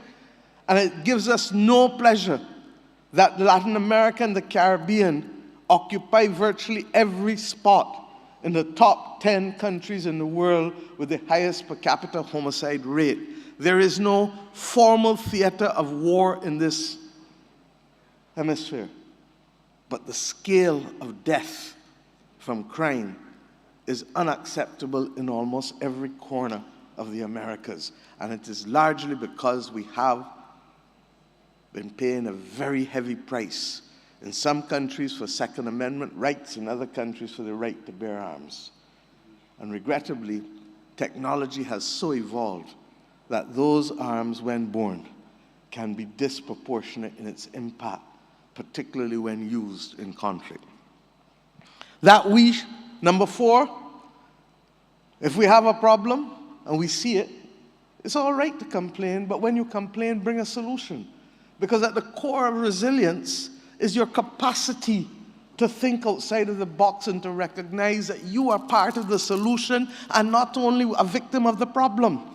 And that requires a cultural mindset, because other than that, people believe that the only entity required to move, particularly in a crisis, is a government.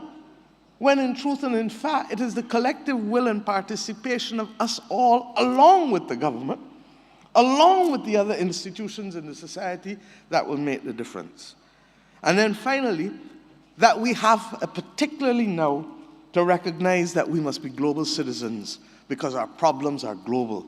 And the global problems will only be solved by us coming together and working together. I've taken the time to outline these things, because when we finish dealing with the reform of the international financial architecture, and when we recognize that the legislative and the institutional reform that must come will come through cooperation, etc., we will not make the last mile without having equally the empowerment of our people, the emancipation of their minds, and the commitment of them to be part and parcel of that group, that army, that capacity to protect and to still create opportunities. In our context, we are choosing to do it through the embracing of the mission, economy, and missions for development. And the 6 missions that we've chosen for ourselves is that we must first respond to ensure that we protect our environment, our clean environment, green and blue. We are an island, and therefore more ocean is under our jurisdiction than land. We are a small island developing state, but we are a large ocean state. Pick which one you want, but both must be embraced. 2, that if we look in the mirror and we don't like who we see, then we're not going to be able to give of ourselves, give of our best, and not be able to help be part and parcel of the army to build resilience. 3, that we must be able to make sure that people are fed and have access to water, because without food and water, it's just a moot point now. 4thly, that we must ensure that we can make our societies safer and healthier. And if between now and 2030 we can improve those numbers by 50%, we will have done well, recognizing that that is not the destination, but it is simply the point at which we can get further impetus to be able to complete the mission. 5thly, that we must empower and enfranchise our people. We are at danger, particularly given the scale of funds necessary for building resilience, of having to go outside of the countries.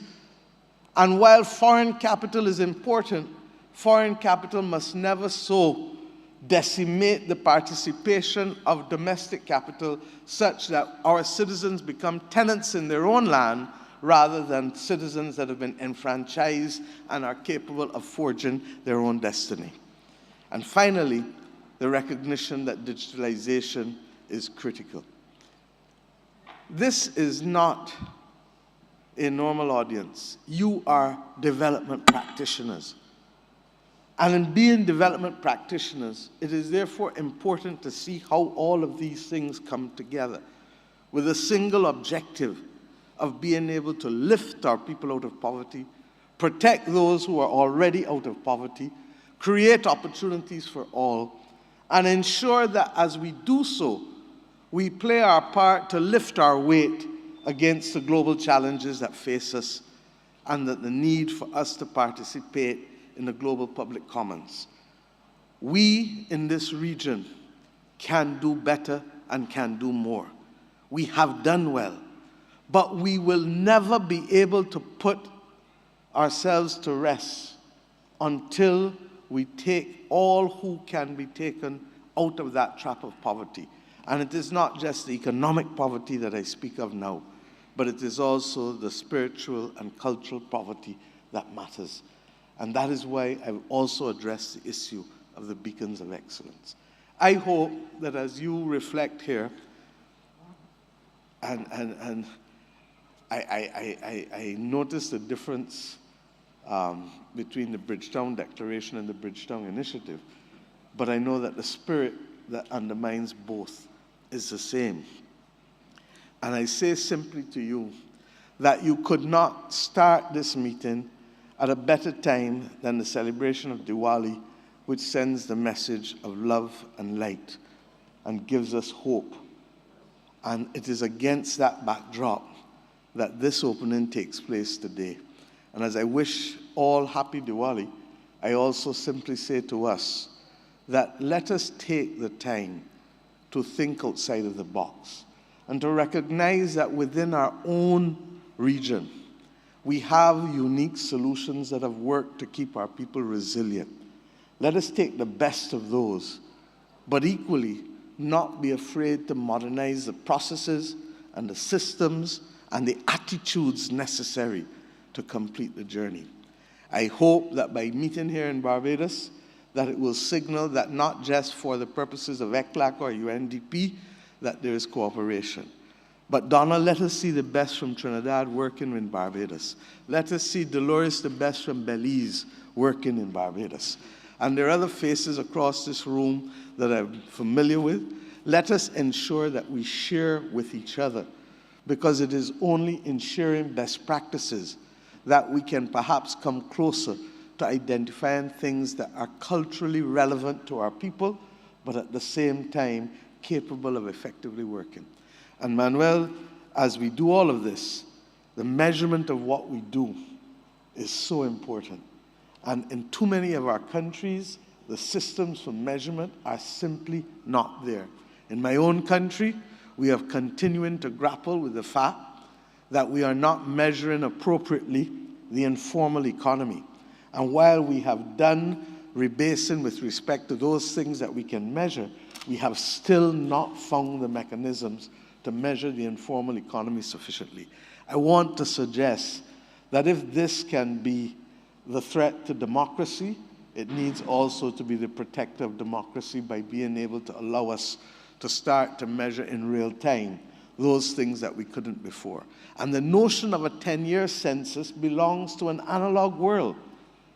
But the capacity to measure data in real time must be mastered by us all if we are to be effective in deploying scarce resources to vulnerable people. So I wish you all the very best. I thank you for coming to Barbados. Kirk has already told you the wonders of this particular location. There is no possibility of you having to be shipwrecked on the reefs, but I could arrange for you to be detained in Barbados. And it is against that backdrop, I simply say that if you chose to, we have come to recognize that Bajans by birth, Bajans by descent, Bajans by choice. And very often, Bajans by choice bring a lot of recent passion. Thank you.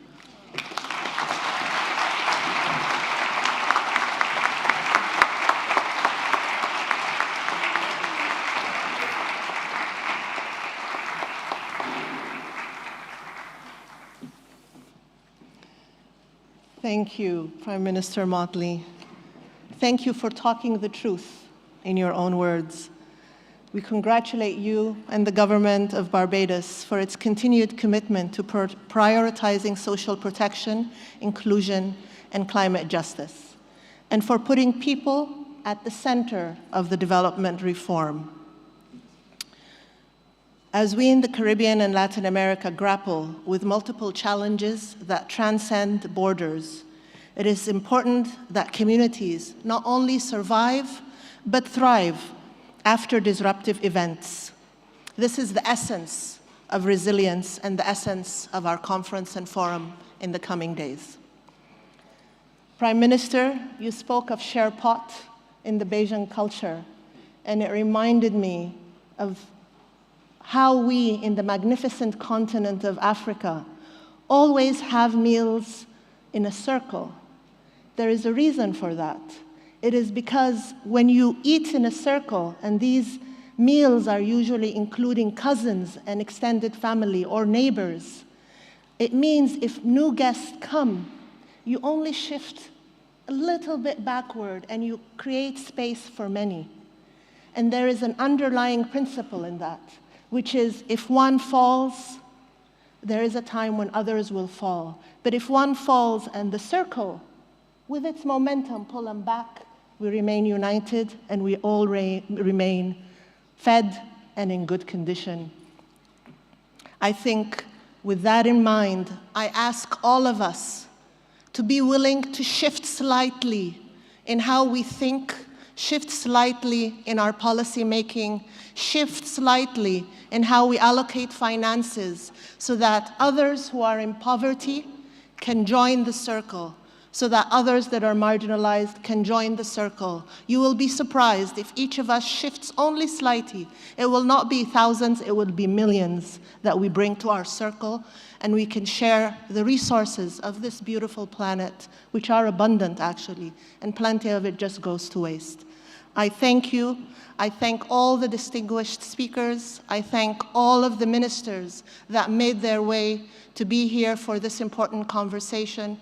I do ask that we come with innovation and come with an open mind to find new solutions and look for new innovative, digitalized ways of moving forward. I cannot end without thanking the government of Barbados, the Prime Minister, the Minister, but also the team behind the Minister in the Ministry of People Empowerment and in the Ministry of Foreign Affairs, and my team in UNDP here at the MCO, but also at the regional level. I thank you all and wish you a fantastic forum, and we hope that we come out with something and an action plan and a declaration that will help us move forward. I do ask the speakers to remain where they are, and I will hand over to the Master of Ceremony. Thank you, everyone.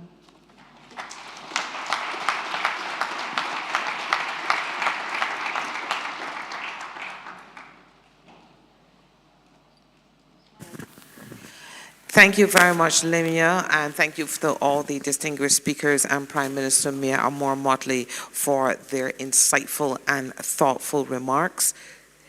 It is my pleasure to welcome to the stage His Excellency, Dr. the Most Honorable Anthony Carter, affectionately known in Barbados as the Mighty Gabby.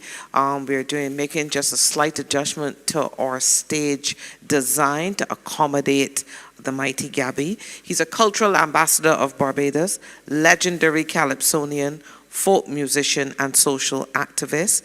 He is known for his sharp wit and his satirical lyrics, but he is, through that medium, able to bring to our consciousness the critical social issues that affect not only us here in Barbados, but in the region and across the world. Today he's singing two of my favorites, Emerton, which is a song of exile, and I'll give you a little background to Emerton. Emerton was a small village within Bridgetown, and the government was moving those city dwellers to another space in order to build a sewage plant. And Gabby crafted the most amazing song called Emerton. And wherever you are in the world, Emerton applies to you, to being moved from what you consider your home to being exiled to somewhere else. He's also singing another classic, Bridgetown, which is a tribute to the artisans and the vendors who occupy the Bridgetown space early on a Saturday morning. Listen to the lyrics of this song, and wherever you are from in this region, you know these people, and in some instances, you are these people. And to show you how versatile he is, he just leaned over to me and said, I've just written something as I'm sitting here for Latin America and the Caribbean. Tell me he is not an amazing artist. Ladies and gentlemen, put your hands together for His Excellency, Dr. the Most Honorable Anthony Carter, the Mighty Gabby. Thank you very much. I just want to say that it's a real pleasure to be here this morning. And as Joe said, I'm going to start with what I just wrote. Latin America, and the Caribbean, we working together. Latin America, and the Caribbean, we moving together. No, I want to see how good you all are. Sing with me. I can sing it a little slower so we get it together, okay? Let's go. Say, Latin America,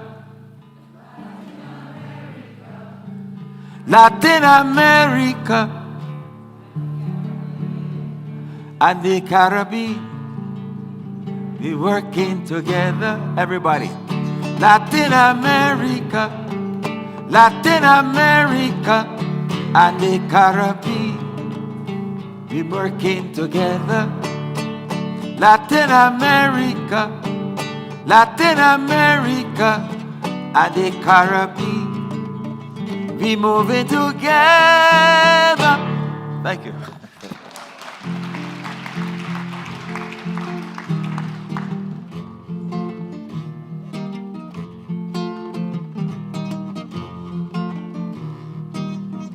Bridgetown early, Saturday morning, see the women, how they call it singing. Come for your breadfruit, come for the corn, come for the apples, fresh as the morn. Come for banana, come for potato, come for the guava, guava, guava, guava.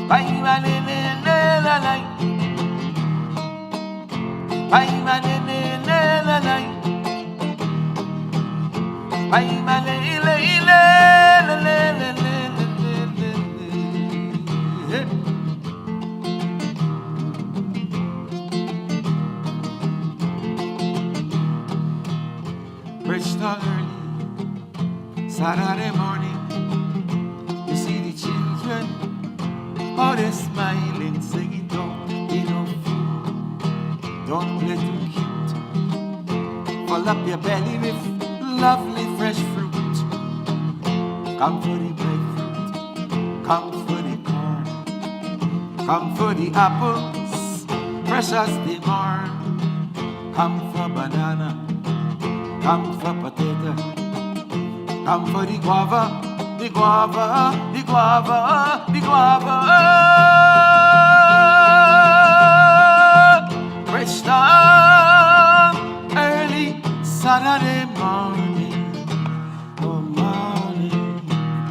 La la la la la la la la la la la la la la la la la la bye bye banana ine ala la la la le le le ay ay ay ay gala gala gala gala gala gala gala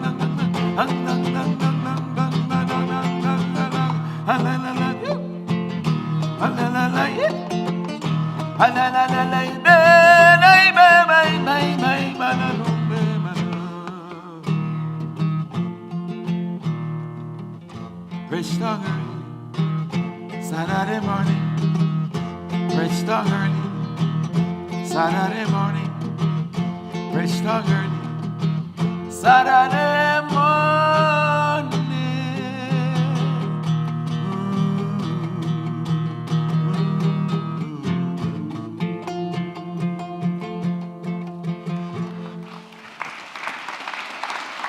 Thank you.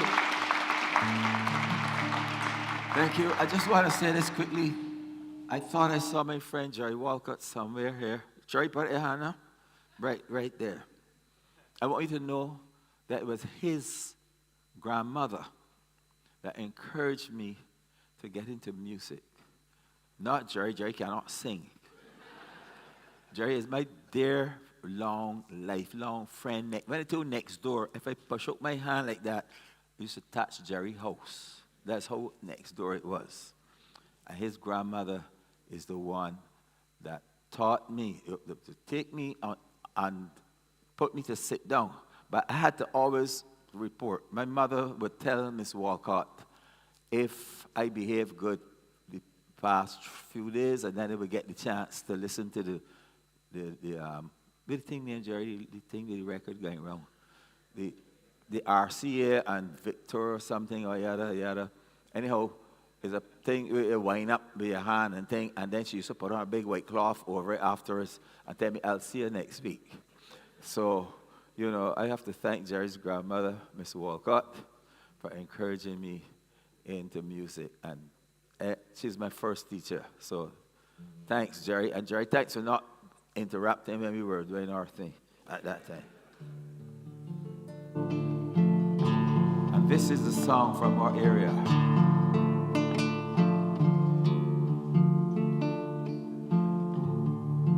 Tell me to forget that my grandmother was born right there, so all right, I say I shall go.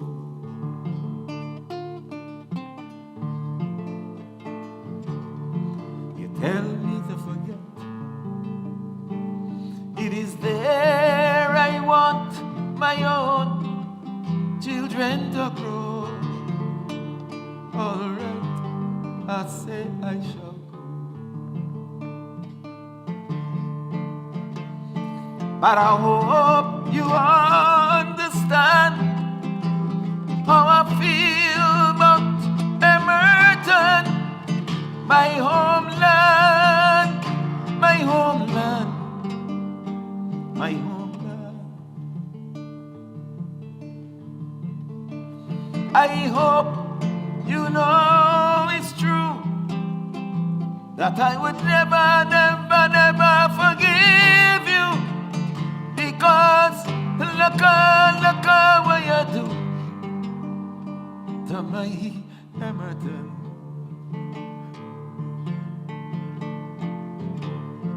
You tell me to forget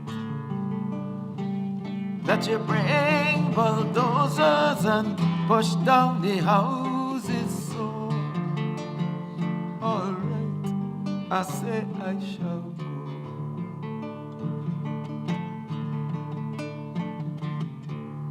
Oh, you tell me to forget. You bring bulldozers and push down the houses. Oh, all right, I say I shall go. But I hope you understand how I feel about Emerton, my homeland, my homeland, my homeland. I hope you know it's true that I will never, never, never, never forgive you, because look what you do to my Emerton.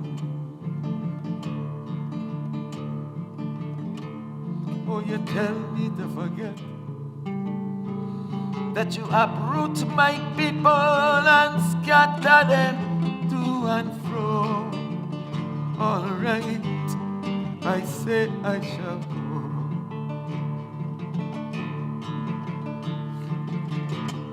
Oh, you tell me to forget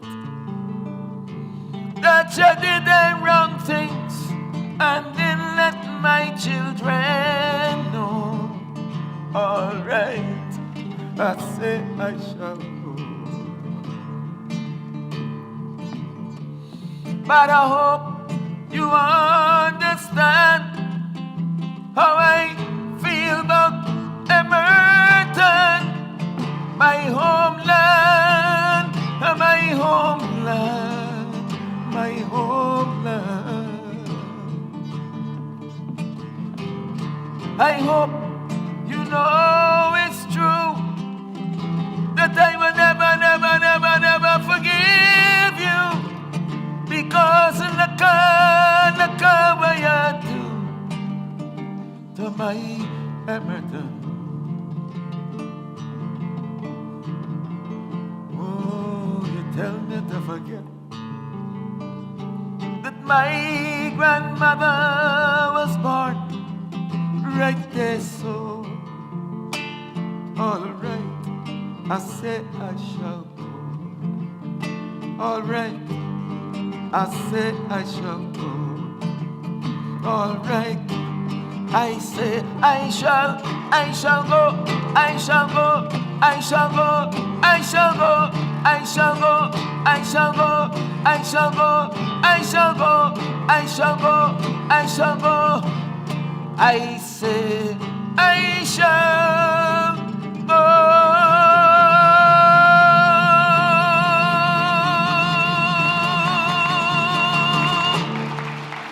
Thank you very much. Thank you. I am the luckiest guy in the world. I have either worked or visited 23 Latin countries. I am so grateful for the opportunity. But I also have to mention that the first song I ever wrote in my life was a song called Vote for Motley and Get Free Cakey. And it was for my dear friend, Prime Minister Mayor Motley's grandfather. Thank you all very much. His Excellency Dr. the Most Honorable Anthony Carter, the Mighty Gabby, a cultural ambassador of Barbados. Wasn't that an amazing performance, ladies and gentlemen? Please, another round of applause for the Mighty Gabby. And as you listen to him, did you not see yourself reflected in the lyrics of those songs?